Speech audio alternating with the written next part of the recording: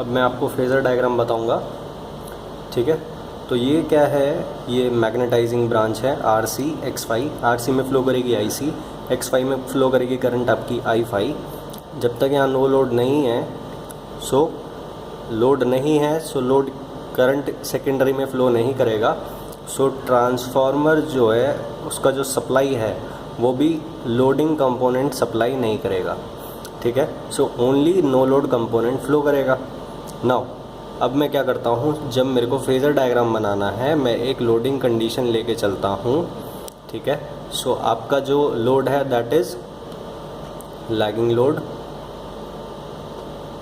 ठीक है। सो ये एक करंट लेगा विच इज़ लैगिंग, ठीक है, I2। ये एक करंट लेगा I2 which is lagging V2 by lagging angle, जिसका मैं लैगिंग एंगल है सपोज़ वो फाई है, ठीक है। सो यहाँ जो करंट फ्लो करेगी नाउ वो ज़ीरो नहीं होगी, वो क्या होगी I2 बाय A। सो एक लोडिंग कंपोनेंट भी इस सप्लाई को भेजना होगा। एंड अब ये जो I0 करंट है ये I1 करंट होगी, and I1 current will be I2 by A plus इस नीचे ब्रांच में कौन सी करंट जारी होगी, this current will B I0, ठीक है। सो नाउ फेज़र डायग्राम किस तरह से करेंगे, आप बनाना किस तरह से होगा। आपको पता है दैट ये जो लोड है ये लैगिंग लोड है, तो हमेशा आपको क्या करना होगा, फ्लक्स, सबसे पहले आप फ्लक्स बनाया आपने, ठीक है। फिर उसके बाद आपको पता है that V2 is equals to E2, ठीक है। सो आपको V2 E2 बनाना होगा, and V2 E2 leads phi by 90 degree. ये V2 फेज़र होगा एंड E2 फेज़र दोनों बराबर होंगे, ठीक है। सो ये V2 एंड E2 फेज़र आपका हो गया। Now since this is a lagging load, इस लोड के अक्रॉस जो वोल्टेज है वो V2 है। सो V2 से जो करंट होगा वो कितना लैग करेगा, 5, ठीक है। So the current will lag V2, the current drawn by the load lags the voltage across it by lagging angle 5, ठीक है। सो ये 5 होगा, ये आपका I2 हो गया, ठीक है। Now this I2 phasor would be reflected as I2 by A phasor, ठीक है। सो ये यहाँ पे I2 बाय A करके आएगा आपका, this current will be I2 by A। Since this is a scalar quantity, so I2 phasor and I2 by A phasor would be in phase, ठीक है। आप साथ साथ यहाँ पे E2 एंड E1 कितना होगा आपका, A इंटू E2। सो ये आपका E2 फेज़र होगा, ये टोटल आपका बिगड़ लेंथ जो होगा वो आपका E1 फेज़र होगा, and E1 is equals to V1 phasor अभी भी है, V1 is equals to E1 अभी भी है, बिकॉज मैंने अभी रेजिस्टेंस एंड रिएक्टेंस नहीं दिखाया, ठीक है। उसके बाद आपके पास I2 बाय A आ गया, ठीक है। नाउ E1 से कितना लीड करेगा, I5 एंड IC के बारे में आप जानते हो that I5 current lags E1 by 90 degrees. So एक करंट क्या होगा, एक करंट होगा आपका ये,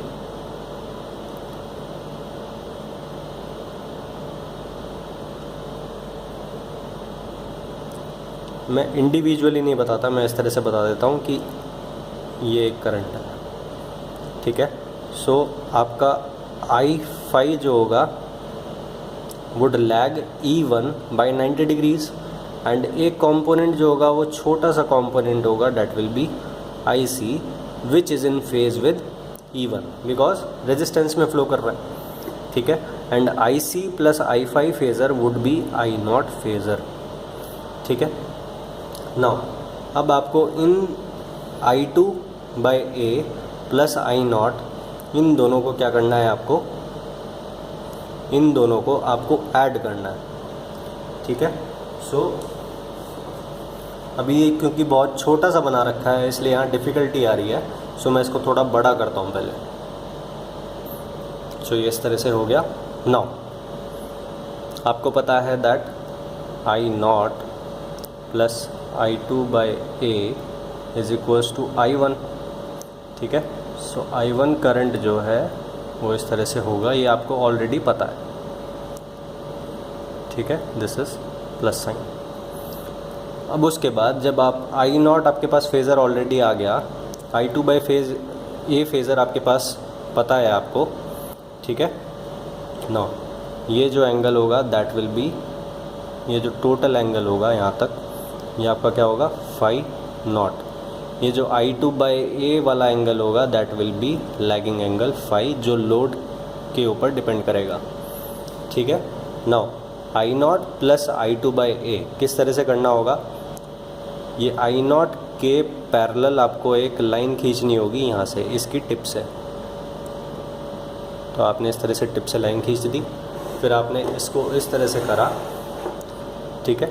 अब I2 बाई ए के पैरेलल आपको इसकी टिप से एक लाइन खींचनी होगी इस तरह से, तो आपका ये यहाँ पे कट करेगा और फिर आप इन दोनों को क्या कर दोगे, ज्वाइन कर दोगे। इस तरह से आपने ज्वाइन कर दिया, तो ये जो यहाँ टिप तक जो आपका ये हुआ, ये आपका क्या होगा, I1, ठीक है। सो ये आपका I1 होगा। नाउ ये क्या है, दिस इज़ फाई, ये आपका होगा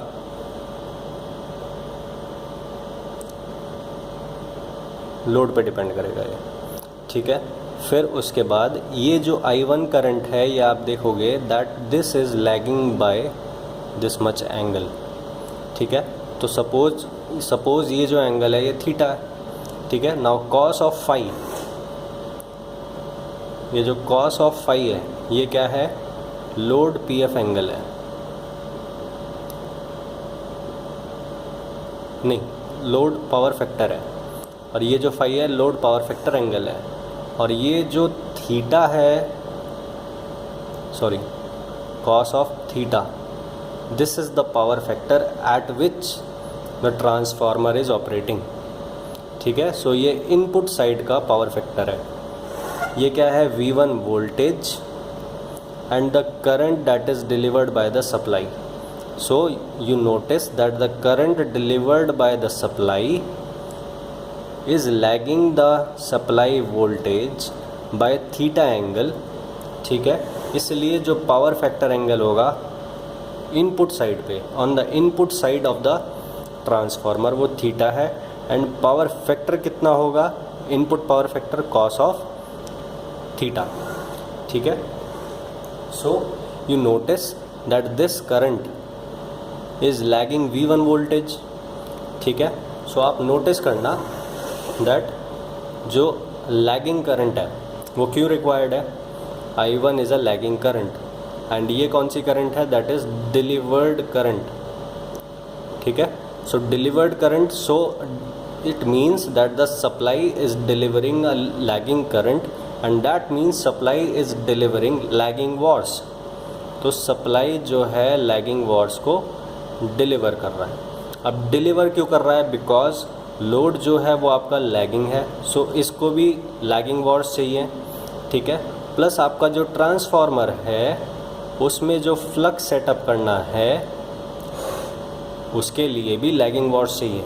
सो एक लैगिंग वॉट्स फ्लक्स को सेटअप करने के लिए चाहिए, एंड एक लैगिंग वॉट्स आपको किसके लिए सेटअप करने के लिए चाहिए, लोड को रिक्वायरमेंट है लैगिंग वॉट्स की, उसको भी फीड कौन करेगा, आपका सप्लाई करेगा। सो ये जो दोनों लैगिंग वॉट्स हैं ये सप्लाई को भेजना है। सो सप्लाई लोड जो है वो लैगिंग वॉट्स उसको रिक्वायर्ड हैं, सो वो लैगिंग करंट लेगा। सो ये जो लैगिंग वॉट्स इसको रिक्वायर्ड हैं वो सप्लाई को डिलीवर करना है। सो जो सप्लाई है वो लैगिंग करंट डिलीवर करेगा, ठीक है। सो लोड को भी लैगिंग वॉट्स रिक्वायर्ड हैं, ट्रांसफार्मर को भी लैगिंग वॉट्स रिक्वायर्ड हैं टू सेटअप द फ्लक्स, इसलिए जो नेट करंट डिलीवर्ड है that is lagging in nature, because the supply needs to deliver net amount of lagging watts, ठीक है। ये चीज़ है। अब उसके बाद मैंने क्या बताया था आपको, यहाँ पे वाइंडिंग होगा ना, तो वाइंडिंग में करंट फ्लो करेगा तो फ्लक्स सेटअप होगा। नाउ जो है वो जो उस फ्लक्स का जो पाथ है वो दो तरह से हो सकता है, इधर flux can flow in a closed path through the core material, या फिर फ्लक्स जो है वो वाइंडिंग के थ्रू इस तरह से एयर में लीक कर सकता है, ठीक है। सो ये आपका एयर है, ये जो आपका जो मटेरियल है, ये आपका इसका जो परमिएबिलिटी है दैट इज़ म्यू, ठीक है, और ये जो आपका एयर है इसका जो परमिएबिलिटी है दैट इज़ म्यू नॉट, ठीक है। नाउ ये जो फ्लक्स है विच इज़ लीकिंग, ये क्या है, लीक कर रहा है फ्लक्स। ये जो फ्लक्स है इसने एयर का पाथ लिया बट सेकेंडरी से लिंक नहीं हुआ, that means this is leakage flux, ठीक है। अब ये जो फ्लक्स है ये सिर्फ प्राइमरी वाइंडिंग से लिंक कर रहा है, ठीक है। अब ये जो फ्लक्स है ये प्राइमरी वाइंडिंग से ही लिंक करेगा, सो ये प्राइमरी में एक वोल्टेज को इंड्यूस करेगा। ये जो फ्लक्स है this flux is linking the primary winding. इस तरह से यहाँ मैंने प्राइमरी वाइंडिंग बनाया नहीं है बट यहाँ प्राइमरी वाइंडिंग होगा। ये जो फ्लक्स है सिर्फ प्राइमरी से ही लिंक कर रहा है, सो इस फ्लक्स की वजह से प्राइमरी में एक वोल्टेज इंड्यूस होगा and by the same concept जो मैंने आपको पहले बताया था, the voltage induced is always leading the flux, the voltage induce is always leading the flux by 90 degrees. So ये जो फ्लक्स, ये जो वोल्टेज होगा जो इसमें इंड्यूस्ड होगा वो लीकेज की वजह से है, सो इसको बोलेंगे EL1, ठीक है।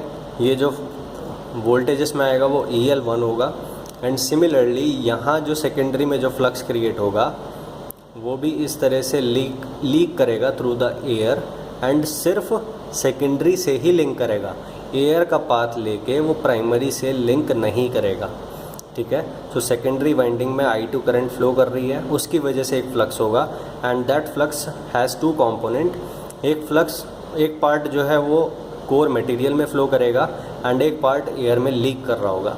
सो ये लीक जो कर रहा है that is linking only the secondary, so इसमें एक वोल्टेज इंड्यूस होगा और क्योंकि वो लीकेज फ्लक्स की वजह से है इसलिए उसको EL2 बोला जाएगा, ठीक है। This is primary leakage voltage and this is, इसका नाम क्या होगा, प्राइमरी लीकेज फ्लक्स वोल्टेज। इसका होगा सेकेंडरी लीकेज फ्लक्स वोल्टेज, ठीक है। So EL1 and EL2 leads the primary leakage flux and secondary leakage flux by 90 degrees, ठीक है। नाउ अब जो आपको दूसरी चीज़ नोटिस करनी है दैट एयर, ये किस पाथ में फ़्लो कर रहा है, एयर में फ़्लो कर रहा है एंड एयर के केस में B is equals to mu naught H ये होता है एंड H की जगह आप करंट देख सकते हो एंड ये म्यू नॉट जो है ये दिखाना चाह रहा है that B and H are linearly related, ठीक है। So since B and H are linearly related that's why current and flux are also linearly related. So flux is proportional to flux is proportional to current, and when two quantities are linearly related then those are in phase, ठीक है, are in phase because they are linearly related because the flux is ये जो है medium क्या है, air है, इसकी वजह से phi and I are linearly related, that's why flux and current are in phase. अब ये कौन सा फ्लक्स है, अगर मैं लीकेज फ्लक्स प्राइमरी की बात करता हूँ तो ये जो करंट है ये प्राइमरी करंट होनी चाहिए because I1 current he flux को सेटअप कर रही है जिसका एक पार्ट लीकेज है, ठीक है। सिमिलरली अगर मैं फ्लक्स सेकेंडरी लीकेज की बात करता हूँ, सेकेंडरी लीकेज फ्लक्स की, तो ये जो है किसकी वजह से सेटअप हो रहा है, I2 करंट की वजह से सेटअप हो रहा है जो फ्लक्स, उसका एक पार्ट लीकेज है, ठीक है। सो इस तरह से आप बोल सकते हो that I1 and phi L1 are in phase and I2 and phi L2 are in phase and EL1 leads phi L1 by 90 and EL2 leads phi L2 by 90 degrees, ठीक है। सो इसका मतलब अगर E जो है वो फाई से lead कर रहा है and phi and I are in phase, इसका मतलब E एंड I किस तरह से रिलेटेड है, E leads phi and phi and I are in phase, इसका मतलब E leads EL1 leads I1 by 90 degrees and similarly EL2 leads I2 by 90 degrees। ठीक है, अब किस एलिमेंट से आपको ये रिलेशन दिखाना होगा, in which component, in which electrical component the voltage leads current by 90 degrees, that is inductor. So आपको प्राइमरी में x1 दिखाना होगा एंड सिमिलरली सेकेंडरी में आपको x2 दिखाना होगा, because in inductor case current lags by 90 degrees and so the voltage leads. Current तो lag करता है, बट करंट लैग करता है तो वोल्टेज तो लीड कर रहा है ना, so that's why this relationship is shown by an inductor. तो इस वजह से आपको क्या दिखाना होता है, दोनों साइड इंडक्टर दिखाना होता है। सो अब मैं इस तरह से बनाऊंगा यहाँ पे, अगर मैं क्या कहते हैं, मैंने क्या बोला, I2 and phi L2 are in phase, तो यहाँ पे मैं ये फाई L2 है, ठीक है, phi L2, I2 and phi L2 are in phase and इससे 90 डिग्री जो लीडिंग होगा दैट विल बी EL2, ठीक है। फिर उसके बाद I1 करंट जो होगी, ये जो I1 करंट है, ठीक है, I1 जो करंट होगा आपका,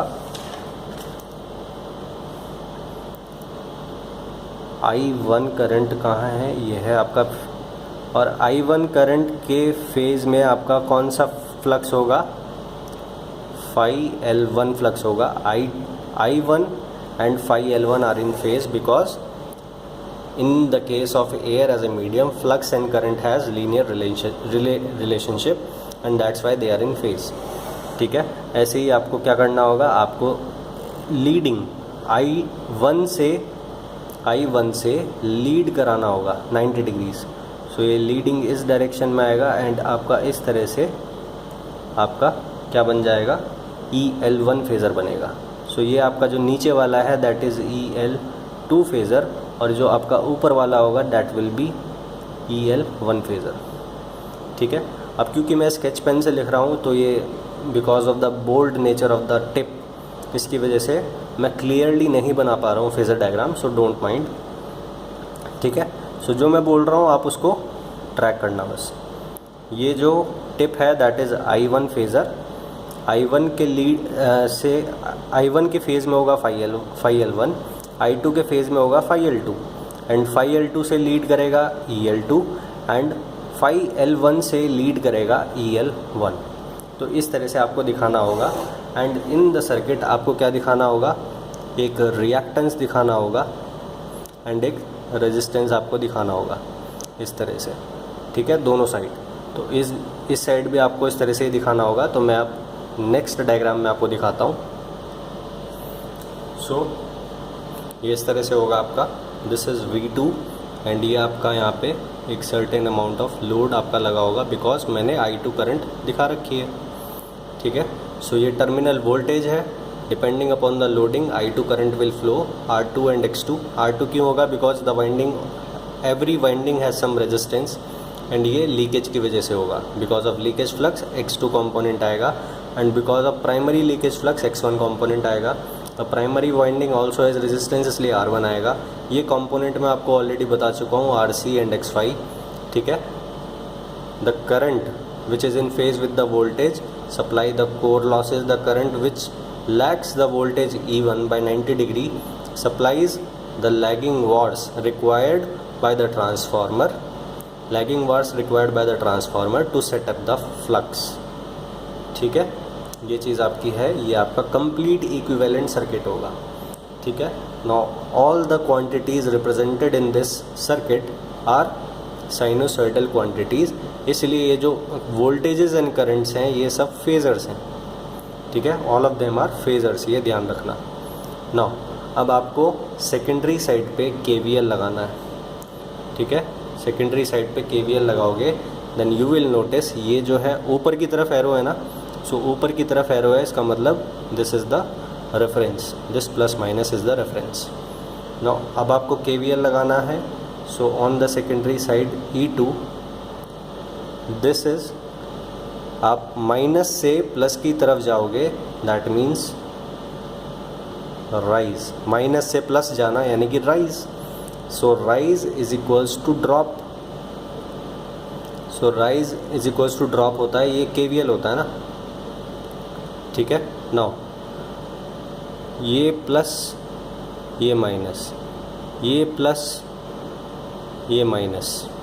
ठीक है. इसको आप x2 की जगह jx2 करो, बिकॉज हम साइनोसॉइडल AC सर्किट से डील कर रहे हैं. तो AC सर्किट में आपको क्या लिखना होता है, इंडक्टर को jx2 से शो करना पड़ेगा.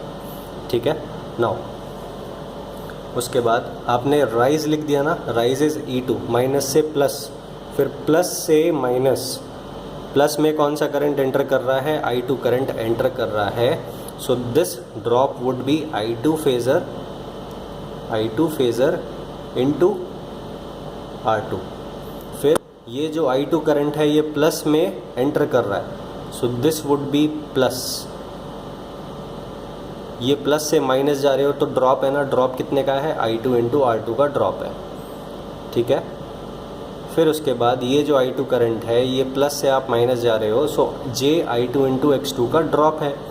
सो I2 इंटू X2 का आपका ड्रॉप है.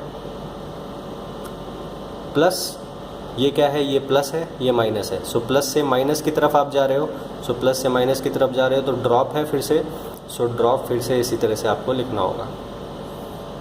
ठीक है. सो इस तरह से आपने KVL लिख दिया. नाउ ये आपकी हो गई first equation. The second equation would be E1 phasor would B A times E2 phasor, because this is H and this is LV. ठीक है. And A is always turns ratio is greater than 1. So HV side for E1 to be greater than E2, you need to multiply E2 by A which is greater than 1. ठीक है. तो इस तरह से आपको याद रखना है.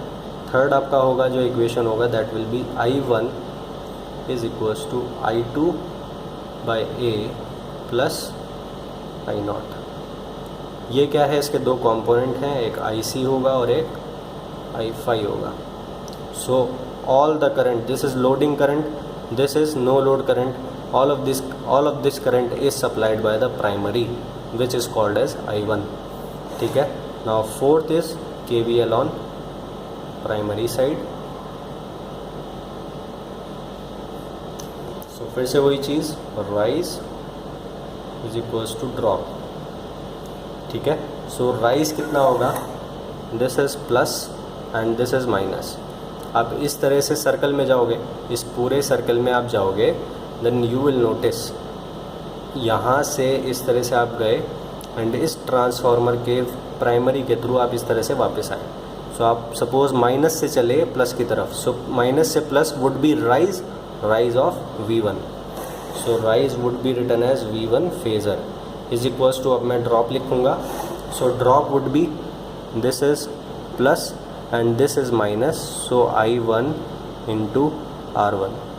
ठीक है. so this is first drop, so I1 phasor into R1 plus, ऐसे ही आपको यहाँ लिखना होगा प्लस माइनस, ये आपने रेफरेंस ले लिया एंड इसको आप jx1 लिखो and the current I1 is entering the plus, so this would be jx1 into I1. So this is the second drop. Plus to minus is drop. ji1 into x1. Now अब आप minus sign पे आ गए ना. अब minus sign के बाद आप यहाँ पे इस तरह से चलोगे, उसके बाद आपके पास जो अगला ड्रॉप आएगा that would be E1. This is plus, this is minus. जहाँ एरो है, जिस तरफ एरो है that would be plus sign. ठीक है. So plus two minus is again a drop of E1. So again the drop is E1. So this would be KVL equation on the primary side. ठीक है. So ये आपकी क्या है, these are called performance equations of a practical transformer. ठीक है. और आपको ध्यान रखना है that A is always NHV divided by NLV. ठीक है, ये आपको ध्यान रखना है।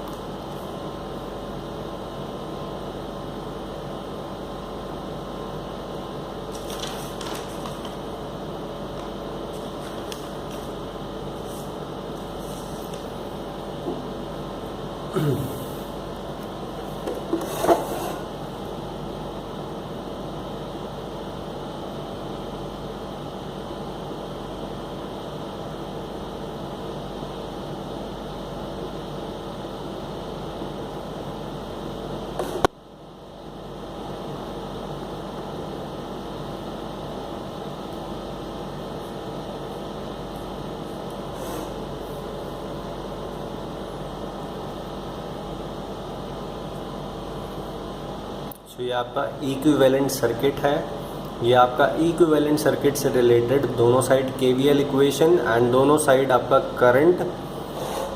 करंट में equation and as per the turns ratio E1 and E2 में relation. These are the 4 equations and these 4 equations are called performance equations of a practical transformer. So why practical transformer? Because the non idealities has been shown now. R1, X1, R2, X2, RC, XY, these are non-idealities which has been shown separately। अब क्योंकि आपने separately show कर दिया है तो ये जो आपका ट्रांसफार्मर होगा ये क्या होगा? ये आइडियल ट्रांसफार्मर होगा, ठीक है। And this ideal transformer, this is an ideal transformer, that means the windings are also ideal and the core is also ideal, ठीक है। क्योंकि जो कोर में नॉन आइडियलिटी थी वो आपने RC एंड XY के थ्रू बाहर दिखा दी, और जो वाइंडिंग्स में नॉन आइडियलिटीज़ थी which are R1 and X1 वो आपने बाहर दिखा दी। So the windings are also ideal and the core is also ideal.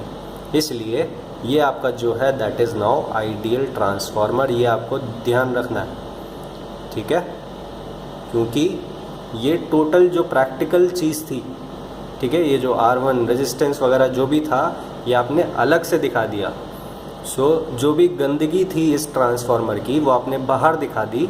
सो जो भी बचा वो क्या बचा? अच्छी चीज़ बची, और अच्छी चीज़ यानी कि आइडियल, ठीक है। सो ये जो आइडियल है ये आपका यहाँ पे है, और बाकी जो नॉन आइडियलिटीज़ हैं वो सेपरेट कर दी गई, ठीक है। सो ये आपका इक्विवेलेंट सर्किट होगा, ठीक है।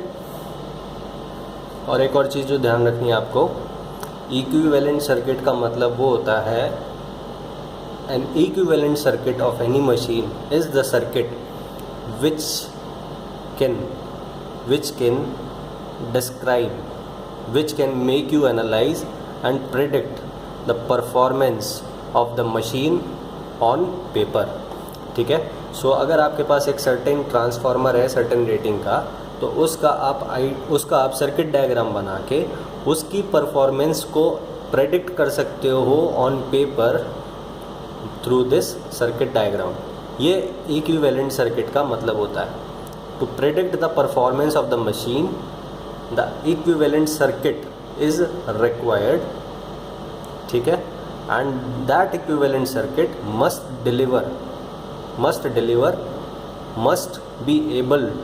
you must be able to predict the performance through that circuit। इस सर्किट से मैं किसी भी ट्रांसफार्मर की स्टडी कर सकता हूँ, इसलिए इस सर्किट को क्या बोला जाएगा?